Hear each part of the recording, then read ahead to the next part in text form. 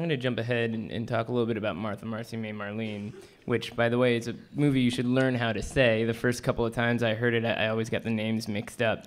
But after a little while, you know, the film started to gain momentum, and I think it's kind of remarkable that this movie showed up at the Sundance Film Festival in January, and there was some buzz around it, but the sort of trajectory that it went onto afterwards, I don't think anyone could predict. So could you guys talk a little bit about, you know, what your expectations were for that film from the get-go and how they evolved with time? You mind if I? Sorry. We were shooting like a year ago today. We just finished shooting like maybe a week. And I think with all of our films, our intentions are just to hope that for the best. We'd never said to each other that it's going to go to Sundance, and with none of our films, you know, we hope. But if we expect that, it's not a good way to go about making your movies, because you're making your movies for yourselves and not for the festivals. Is that? Yeah. Yeah, totally. Yeah, we just focus on making the movies that we want to make, and that was one of the things we set out to do from the very beginning. And just follow that, and then never think ahead too much. Besides the work that you're doing, I mean, you hope for things. You know, you hear about Searchlight buying movies at Sundance in the middle of the night, and you think, oh wow, that'd be so cool. But you don't think it's gonna happen to you. And then, you know, everything that's happened since has just been incredible. Yeah. Well, we'll go to a clip from Martha in just a minute, but just by way of transition, if you could tell us a little bit about the themes of this movie. It stars Elizabeth Olsen as a woman who runs away from a cult. It's definitely a psychological thriller, I would say, but it's not what you would expect from that kind of description. I mean, it's told out of order, and it's not exactly built around one particular event, but more about this particular woman grappling with the kind of brainwashing process that she went through. Can you tell us, I mean, where did your interest in cults come from, first of all, and how did you go about sort of learning more about them? Well, the first interest was very general, and then I started to read about them, and I just wanted to do something that was set in like a modern setting and local, something that could take place in upstate New York. And there's lots of these groups there. So I started to hear about them and then started to meet people. And I think the key was that a friend of ours who, as I was writing, came forward and she shared her story with us. And one thing that she described everything she could remember going through, but she talked about the first couple of weeks after, and she said that she didn't remember anything except lying to everybody about where she had been, and she was also paranoid that she saw him everywhere, meaning the leader of the group that she escaped from. And there was something, I think that at that moment, that became the center of the film, and I realized that the film, for me, the most interesting thing was creating that psychological experience of those first couple of weeks after escaping and trying to take you on that emotional and psychological journey of going through something that's traumatic and sort of too traumatic to really understand. And have you heard from people who have gone through those sort of experiences? I mean, people, especially since the film has been playing around and so forth? Everywhere. I mean, it's like almost every screening, someone comes up to you. It's crazy. Yeah, like this week actually. Yeah. A girl came up to me, and basically said that she was actually born into a cult. She was born into a cult and didn't get out until she was about 18, and her whole family was in it. And and a lot of people that have come up to Sean, I know, and a couple of times it's happened to me. They're struck by the film, and do say it's pretty close to what they experience in some way or another. I mean, everybody's experiences are different, but yeah, it does strike a chord. All right, well then let's go ahead and take a look at a clip from Martha Marcy May Marlene. Sometimes I think I could have done more. Stop.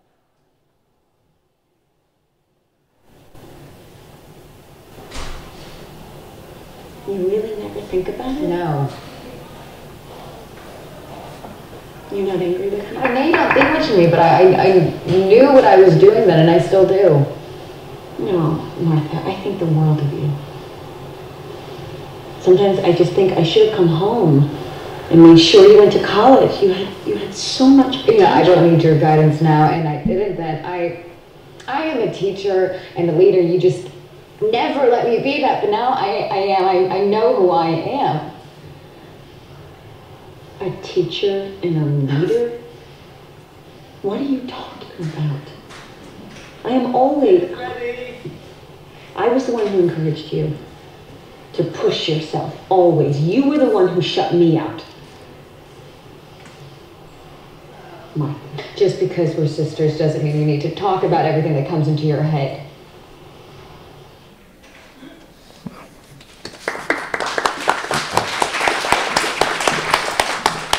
So in that one shot, we really got a sense for the central performance of this film, and Elizabeth Olsen being the younger sister of Mary-Kate and Ashley didn't exactly come out of nowhere, but this is sort of a discovery in a way. I mean, that certainly was what really got people to start talking about this movie. So can you talk a little bit about, after you had a sense for who this character was, finding her and making sure that, she was the right person for that role? Yeah, our casting director, Susan Shopmaker, found her. I wanted to have an unknown actress, and Susan brought her in, and we saw every girl that we could, and just got a feeling from her in the audition, and talking to her after, just get a sense of her personality, and just got the feeling that she was the right person. And was it a difficult? I mean, especially given that this was the first feature you directed. I mean, was it difficult to coach a performance like that? I mean, there's so much that seems to be internalized about the character. Yeah, I mean, that's what's so amazing about her, that there was no coaching. I think, working with inexperienced actors, sometimes they can be good and you get good things, but you have to really pull things out. But with Lizzie, it was different. It was like working with the same way that Sarah or John or Hugh work. Very self-reliant and show up and ready to go and on the same page, and it really didn't take much from me. And there's things she does, like I don't micromanage performances. I mean, those little things that she does just on her own, behind her eyes, that's her just taking what's on the page and bringing and understanding the character and bringing it to life. And the other character who we don't see in that clip is the leader of the cult, played by John Hawkes, in a really creepy performance. In some ways, for me, it kind of built off some of the potential he showed, not only in Deadwood, but in Winter's Bone. I wonder, when you're writing a character like that, who does these, someone might say, crazy, certainly difficult to defend actions, when you're writing a character like that, do you talk much about the kind of ambiguity you might bring in order to make sure that you're not just making a sort of black and white villain? Yeah, absolutely. I mean, through the whole script development, I mean, we all develop the scripts together, and we always talk about that. It's like, where's that line where you get enough, you create enough fear, but make him human, make him charming. I mean, it's all, that's that fine balance in the script, but then it's at the end of the day, it's John and that last, that brings it off the page. And with John and I, we paid attention to every word. That was one character where we really fixated on the words and making sure that everything he said was just what was needed to be said, and making sure things didn't sound preachy, and making sure things didn't seem too evil. And obviously certain things go that way, but always just trying to, as we go, just monitor, making sure that he's human. And for the producers of the film, as I said at the beginning, it's very clear from your other films that you share common interests. But can you talk a little bit about, what did you guys bring to the table for this film, and how much interest did you have in the material compared to the film's director? I'm sorry, what was the last question? How much interest did you have in this particular subject matter when you compare it to, his particular interest? For me, I didn't have much, I didn't know that much about cults until Sean kind of opened it up for me, and it was fascinating. I think one of the things that he showed me from a book was the photos of all these girls that were in a cult, and it was so strange because they were beautiful, but they were so damaged, and to me that was interesting to understand why.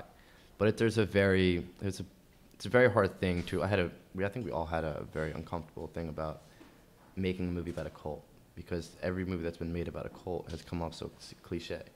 So I think that was one of the biggest challenges, and I think Sean handled it really well. As a producer, the way that we work is that we work for the director. So it's like we have faith in him, but we also have blind faith. So like we'll debate things in our own opinion, but at the end of the day, you know, it's his decision. We're here to basically give him everything he needs in order to make it what he wants. So I guess that was really. I mean, I think that in terms of the cult, I got really excited about this because I was very fascinated by cults, and it was as Sean was working on the script, I'd started reading about a lot of different cults, and I don't know, because after school I didn't know what I was going to do next, so there was a period where I was kind of trying to figure out what I was going to do next, and the nice thing about our group is that when one person is developing a project, you can get involved and you can keep that muscle sort of alive, or you keep working that muscle of storytelling. So while Sean was developing the script, it was very exciting because I felt like Sean was really onto something, and like Josh said, the idea of doing a film about a cult was something that we were all very wary about, because even if you notice in Martha, no one ever says the word cult, and it was something about the fact that if you're in a group like this, you don't ever say it's a cult, and a conversation in a film about whether or not something's a cult is kind of boring and can go down the wrong road. So Sean, the way Sean was going about dealing with the story, and the more and more he was getting into his research, for me it was really exciting to watch. And like we would have these like the email chains. Sean would send pictures of these images that were so striking of missing people, and then stories back and forth that we had sort of read about different groups, or about one group that we're talking about. I don't know. It was a really exciting period because Sean kept going down this road, and the story kept getting richer and richer. Well, speaking of movies that inspire long conversations, I'd like to back up a little bit and talk about After School. It's a great transition, right? Yeah. It's also a psychological thriller, but whereas Martha Marcy May Marlene is primarily about individual relationships, After School seems to me about how technology distances people from those kinds of relationships. Mm-hmm. So Antonio, can you talk a little bit about, maybe by way of comparison, what do you see as sort of the connection between those two films? I guess the only connection in terms of character would be, the films revolve around characters whose perception of reality is a bit skewed, a bit uncertain.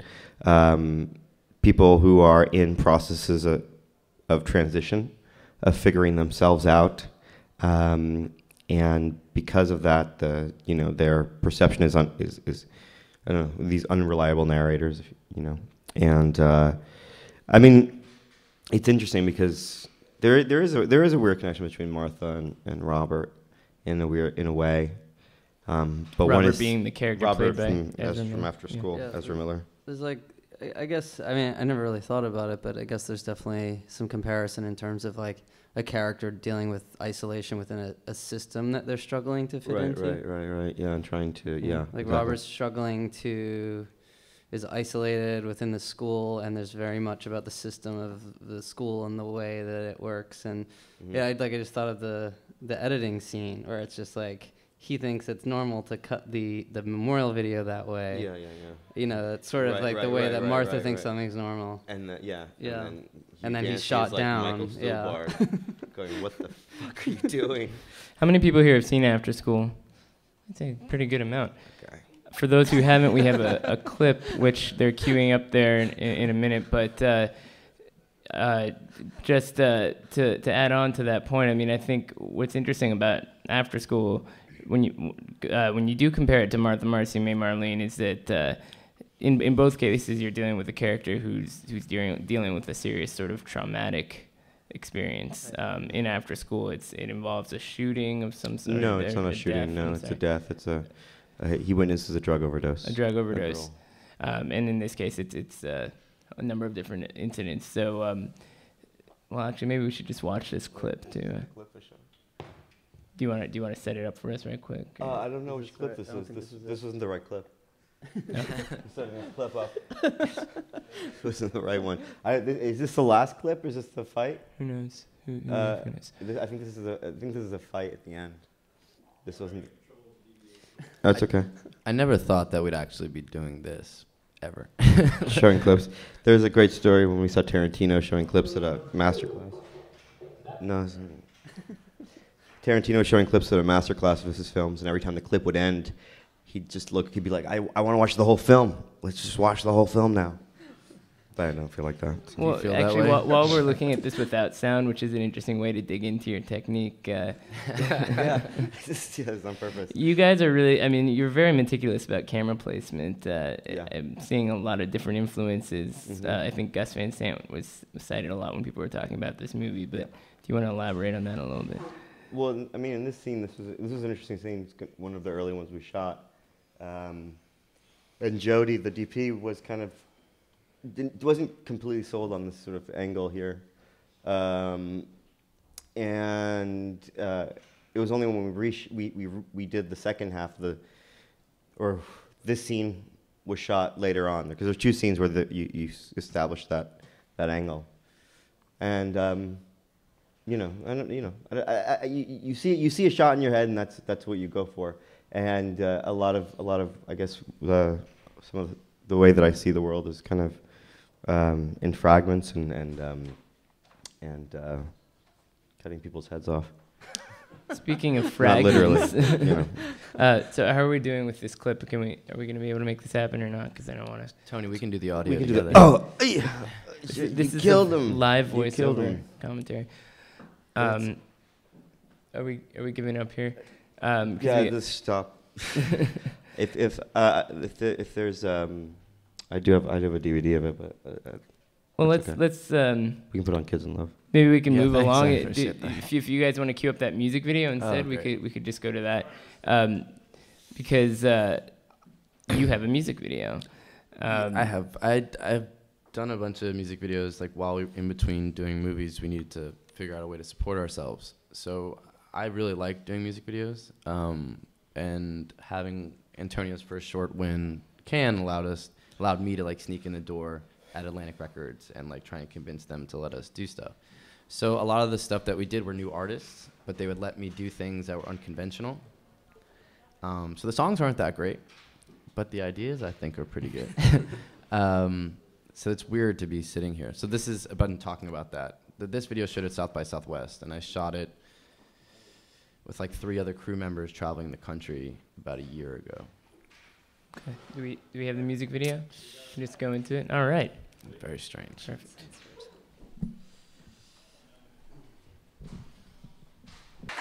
Did we lose Antonio or? He's embarrassed. Okay, so we're gonna get After School after all. Well, that one's not a psychological thriller, as far as I can tell. It is quite impressive because you do sort of take this mini road trip story and stuff it into the context of a music video. So do you look at that as a kind of short filmmaking, and is it training ground for making a feature? I think that music videos and commercials for the 3 of us has always been a place to experiment and figure out what you want to do and what you like about your devices and so forth. And I had fun making this video. And it was only 2 other people that I was running around with shooting this with. But it's very different than the other stuff I've done. It's more the other ones are more conceptual. But yeah, definitely a place to learn from. Yeah, I think it was really cool. And what I love about this video is Josh's other work was very conceptual up to this point, and this was very much like making a film and figuring out that very simple but telling narrative of this little trip. And I also admire about it and Josh in general is not afraid to sort of confront like an honesty and a rawness about it. That I know I get, shy about things like that, and so I admire that. Thanks, Sean. So we're going to turn to questions from the audience in just a second, but first we have one from the internet, from our live stream. So let's do that first. Actually relates to what you guys were just talking about. How much relation is there between the development of the short Mary Last Seen and the subsequent feature Martha Marcy May Marlene? So Mary Last Seen played at the New York Film Festival last year. yeah, I was writing Martha and hadn't shot anything in a few years. And in 2009, I wanted to make a short that related something we could send out that I was proud of. In doing all the research about cults, the one area that wasn't making it into Martha was about how someone gets to the group. So I thought it would be cool to make a short about how one particular girl, Mary, gets to the farm. And we had a little bit of money on a credit card, and we had a guy that we collaborate with who also shot the Kids in Love video, Drew, had a camera package, and we went up, a few of us, and shot this 4-page script, and from writing it to shooting it was just a couple of weeks, and it was really freeing. It was very much getting back to the way that we shot Buy It Now, which is the first short that we did, where it's just a few of us, a video camera, spending no money, under $1,000, and just about getting a few good actors and doing something creative and free. So. Great. Do we have more questions from the audience? Somebody over there.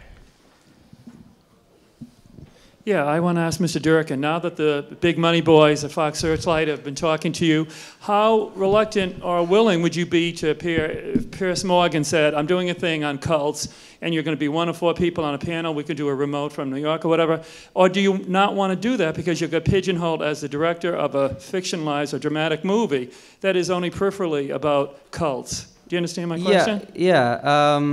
I'm no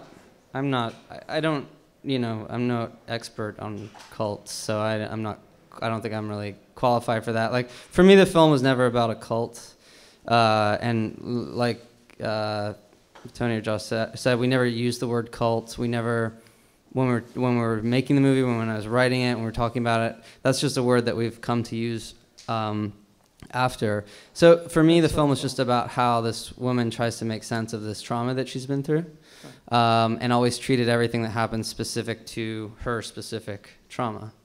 So you turn that down. You'd say to Fox, screw it, I don't want to do it. I'm an artist, and I don't want to just sell it to 500,000 people at 9 o'clock on Tuesday night, right? Are you offering? No, I want to see.